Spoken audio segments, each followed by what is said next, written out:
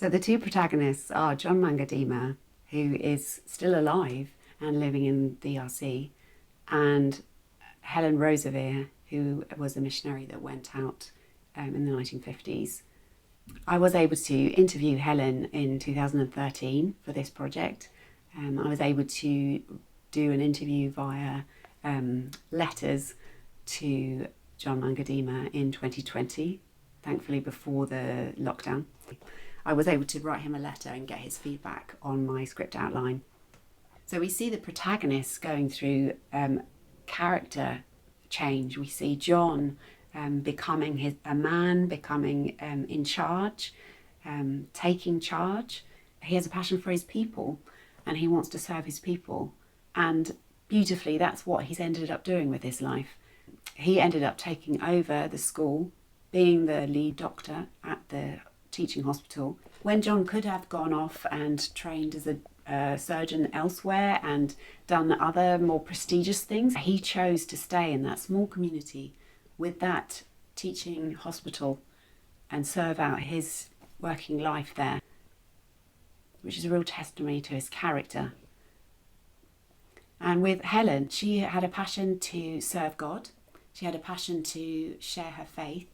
But she knew that a way to do that was through medicine.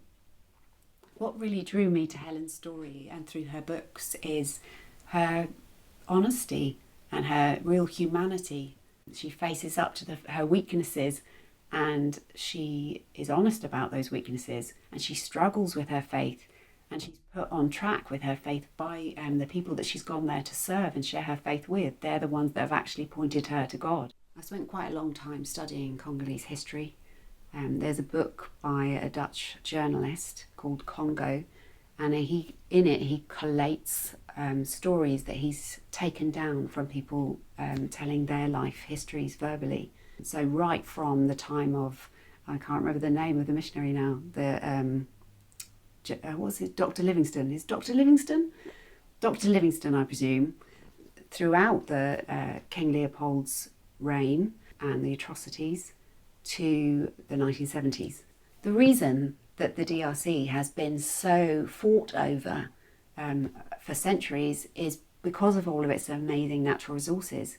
Even with independence, there's still Western, American and other forces trying to hold on to that money, that income, that power. It's not a smooth process to independence.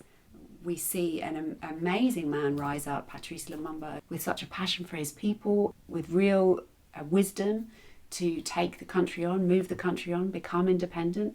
And yet we see then the external forces come in and rip that away, rip that power away, not wanting to give actual autonomy to the African people.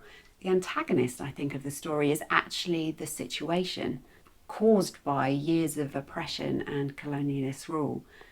We see people acting out of hurt. We see people acting out of determination to be independent, to be free, a natural human instinct to want to be free, to want to be respected, to want to have autonomy. I think it would be really a positive thing to hear a story where it's not terribly negative. It's not the Poisonwood Bible. It's not Heart of Darkness. It's not a negative story about colonialism and oppression.